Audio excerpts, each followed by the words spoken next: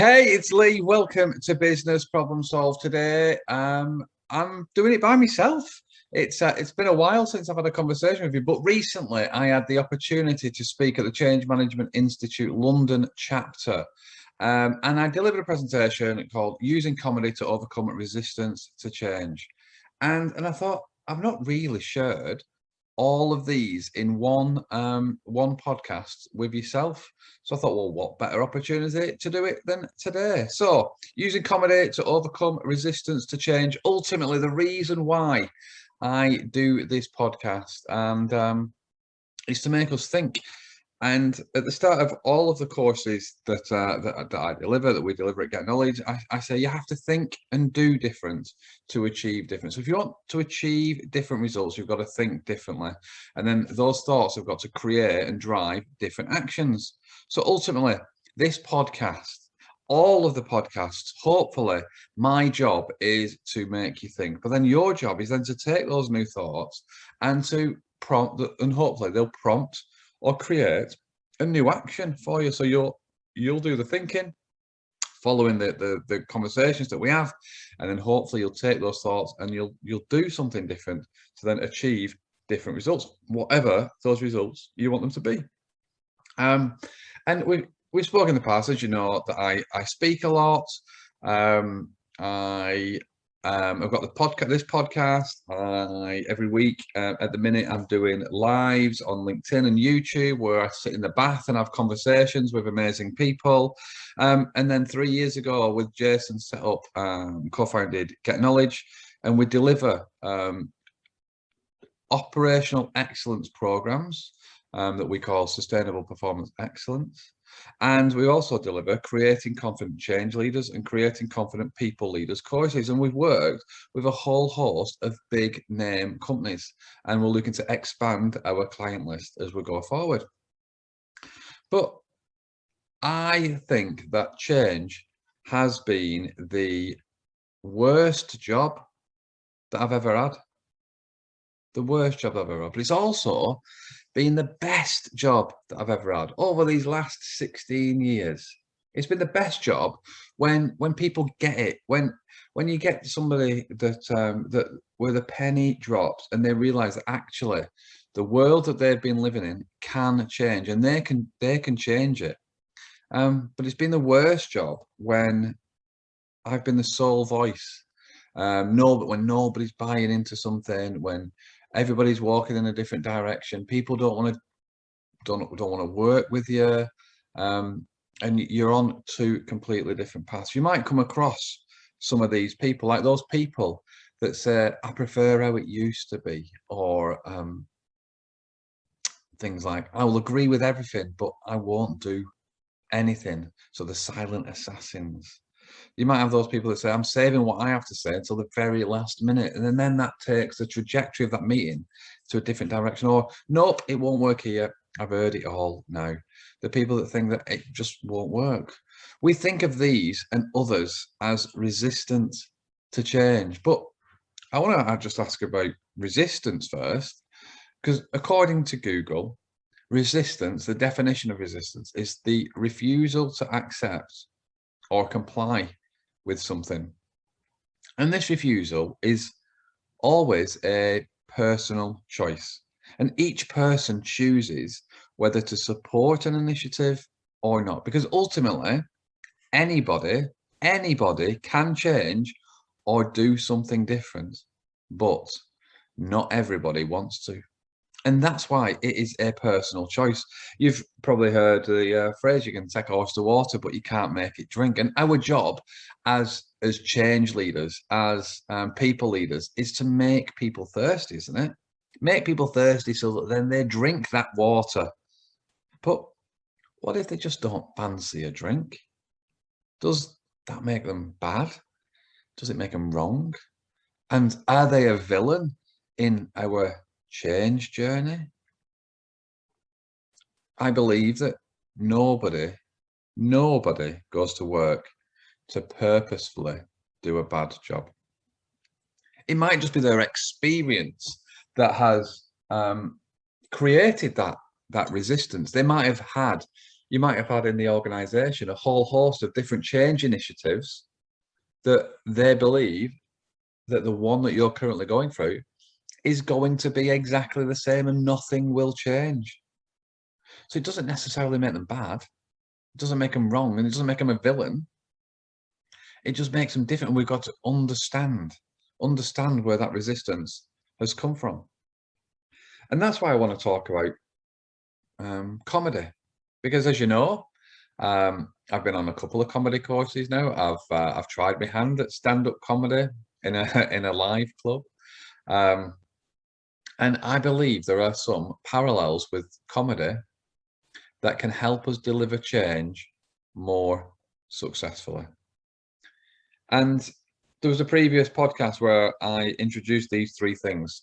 When I was on the comedy course, the instructor, the very first one, said, what's the most important thing in comedy? And we all said jokes or variations of jokes. And that's the third most important thing in stand-up comedy. That's the material.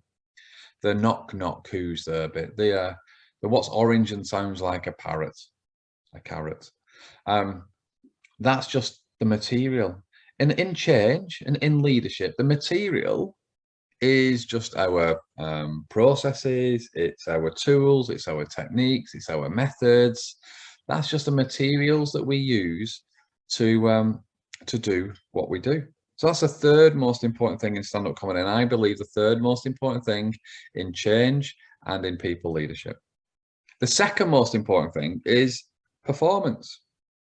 Do you change your performance dependent upon the people that are in front of you or not? We typically deliver things in the way that we like to receive things. We just assume that because it's the way that we like it, then everybody else will like it as well. You might remember the podcast that I did with Nigel Risner, where he introduced the four animals: the dolphin, the lion, the monkey, and the elephant. And in that whole podcast, it was all about providing the right food for the right animal. So not giving everybody the same food that you like to eat in terms of communication. In stand-up comedy performance, there's only two lines that you give. There's a setup and there's a punchline. And they encourage you to vary your attitude and tone for your setup and for your punchline, so that signpost for the audience where they need to laugh or where they should laugh, so that it's less thinking. But when you deliver whatever it is that you're delivering, do you vary your performance? Do you accept that some people like facts and figures? Some people like to know what it means to the people. Some people like just the key bullets. Some people like it to be creative and fun. And are you accepting of all of those different requirements when you're delivering certain messages? But that still is only the second most important thing in comedy: people leadership and change leadership. So if material is third, performance is second, what on earth is in first place? Well, it is connection. Connection is the most important thing in stand-up comedy. It's the most important thing in change and people leadership as well. But what do I mean by connection? Well, if I talk about comedy first, and if you've got a favorite comedian, you might have, we'll just use Michael McIntyre. You might have put £25 towards a ticket to go and watch Michael McIntyre one evening in a theatre, and you turn up, you sit down with the people that you've gone to, you're nudging them and you're saying to everybody around you, this is going to be hilarious. This is going to be an amazing night. I love Michael McIntyre. I love it when he does this. I love it when he does that with his fringe. I love it when he bounces around the stage. I love it how he uses observational humour. You've got that level of connection that has forced you to put your hand in your pocket and buy tickets for Michael McIntyre. So you're going to have a really good night. But then if we go to a comedy club and you don't know the acts that are on there, you sit down, it might have cost exactly the same amount of money. You sit down and you're nudging the people next to you and you're going, I hope the people that come onto stage are going to be really funny tonight. I hope we have a really good night, because you've not got that level of connection. So connection is key. And I saw this play out at a comedy club. I went to watch a comedian that I didn't really know much about, but I was sat in the audience, and it was in Chorley Little Theatre, and he came out. And the first thing that he said, he detailed his journey from the train station down to the theatre that day, and he told us the shops that he went past. And then he got in a couple of punchlines as he was doing it. And as he was telling the journey and the story, I knew exactly where he was. I knew which street he was on. I knew what he could see, because I had walked those streets and down those paths a number of different times. So he was building connection with the audience, and getting them to resonate and relate to where he was. I then watched him a few weeks later, a recording of him of a previous gig, and he started with exactly the same jokes. The things that were different was just his journey from the train station. So his opening line was to get people to connect with him, and that he knows the path, the road, the streets. He knows the town that you're in, to instantly connect with the audience. And that's why connection is key. If you can build connection, whether that is, and if we talk about change leadership and people leadership now, connection is all about to a particular vision, to a common goal, a common purpose. And that might be different for the different layers of the organization. It's, do you connect with your team on a regular basis? Do you meet daily? Do you have the same goal and destination of where you're trying to get to? Because you're just trying to find that common ground, that commonality for you all to strive, that's meaningful for everybody to work towards, to help you be successful in what it is that you're trying to achieve. So connection is the most important thing in stand-up comedy. It is the most important thing in change leadership and people leadership, followed by performance, and then material. And I guess to hit home this point one more time, think of a children's nativity play. I've used this analogy before, but I think it's really relevant here. So think of a children's nativity play, and you might have been to you might have starred in a children's nativity play. You might have been to watch a children's nativity play. But I think you'll probably agree with me that a children's nativity play is arguably the worst acting, the dodgiest outfits, terrible singing, kids stood in the wrong places, forgetting the words, might not even be facing the right way. You've got a teacher sat at the front mouthing the words that people need to say. But at the end of that performance, rapturous rounds of applause, floods of tears from the audience, because the connection that the people in the audience have got with the little people that are on stage, is second to none. So connection is far stronger than your performance or your material. So I guess, how much do you try to build connection, or do you lead with your material, or just hope that your performance carries you through? I would like us all to just really just consider, how much connection do we build with the initiatives, with our teams, with the people around us, with our peers, before we even start to tackle the challenges that are in front of us. And in fact, just one more thing from the world of comedy, because as people leaders, as change leaders, we love a plan, don't we? And I want to talk about comic timing.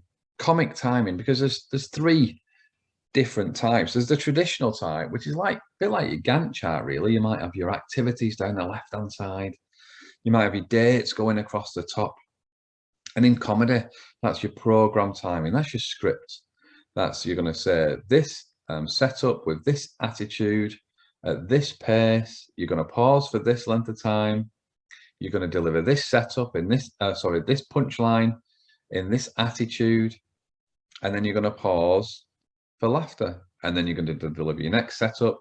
So it's just scripted, rehearsed, programmed timing. It's pretty much how should it go? And that's how we build plans for what we do in work. When we're delivering change, when we've got a strategy plan, we might have a change initiative plan. It's all about the program timing, the Gantt chart that we create at the start. But in reality, that chart, that plan is out of date the minute it's written because of the other two things, the other two timing that we need to be aware of. The second one is perceptual timing. If you're in comedy, perceptual timing is what is happening in front of you. You might deliver a line, you might deliver a punchline, and it might not get the reaction that you're after. There might be a certain stag do, there might be a hen pie that's in one particular part of the thing. You might be a male-dominated audience, so some of your material might not go down as well. And that's what perceptual timing is. So no matter how good the plan, how good the script, how good the program timing is, it's what is happening in front of you. So if you're delivering an activity, if you're delivering a milestone, if you've got an action on a plan, did it go and did you get the desired outcome? And if not, what can you do to learn from that and adapt and change in the moment? Don't just stick to the program timing because you know that the program timing isn't going to work and deliver the laughs or the benefits that you're hoping to achieve from delivering that plan. So there's program timing, which is what should happen. There's perceptual timing, is what is happening in front of you, and being consciously aware as you're working through your sets, working through your plan of the reaction, the benefits, the things that are occurring in front of you as you speak. Is everybody engaging with you or not? And if not, understand the reasons for that. And then the third third lot of timing is incidental timing. And that's what happens that is out of your control. In comedy, it's like if you're in a little club and a glass smashes near the bar, the whole audience turns and looks at that glass smashing.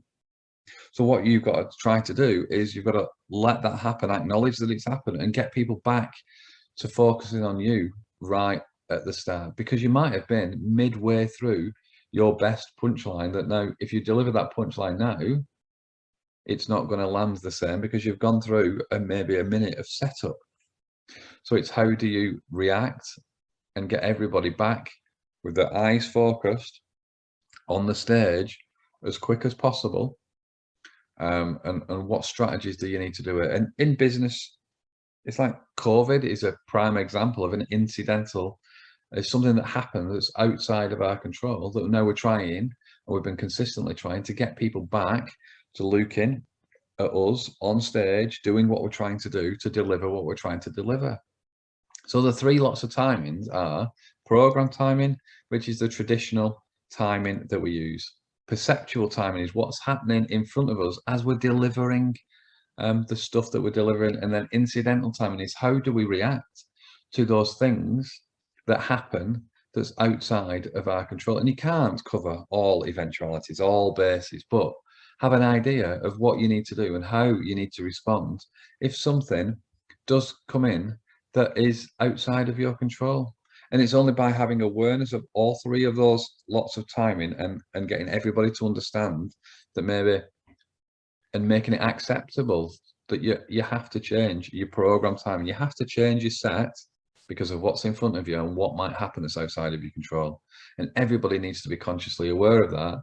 Don't just blindly deliver your set, your programmed timing religiously, because if you do, it's not taking into account what is happening at those points in time. So those are the three timing things, and those are the three most important things that are in comedy. And I guess the key points that I just want to call out now. Number one, start with connection, not the tools. It is people. How can we build a stronger connection with people? And it's not through leading with the tools. It's not through leading with the the tools, the techniques, the methods, the approaches. It's by building relationships. We are human, and everybody that we're working with is human as well. So start with connection, not tools. Number two is vary your performance. Everybody is different, and we need to acknowledge and understand that everybody is different. How we deliver is maybe not the best way. Sorry, how we deliver is not, we shouldn't be delivering for us. We should be delivering, acknowledging that everybody is different. And then thirdly, consider the three timings and how you can keep the audience connected, how you can keep the audience connected. So that's program timing, it's perceptual timing, and it is incidental timing. And what you need to do is keep that audience connected with you throughout the whole journey for you to deliver what it is that you're trying to deliver. And I would love to connect with more of you as well. I am on a mission. I want to connect with as many people as I possibly can. I want to help as many people. I do believe that change has been the best and worst job I've ever had. And I want to help more people feel less lonely. So if you want to connect, if you want to talk, then please feel free. All you need to do is go to bit.ly/Lee with a capital L, connect with a capital C. So that's bit.ly/Lee with a capital L, connect with a capital C, and that'll take you to my calendar. And you can just book in some time and we can have just a conversation about whatever it is that you like. As you know, LinkedIn is my go-to social media platform, and that's just Lee Houghton there of Get Knowledge. If you want to chat, then I would love to chat a little bit more with yourself. So I just want to say thank you so much for supporting me with the podcast. It's been an absolute roller coaster, but it's been one hell of a ride that I have absolutely loved. Having the opportunity to speak to as many people, bring as many amazing guests as I have done, and I look to be doing it for a long, long time to go. I've got some really exciting guests, really exciting series is planned. But most importantly, I just want to thank you, because without you, there would be no podcast. So have an amazing rest of your week, and whatever it is you're doing, have fun.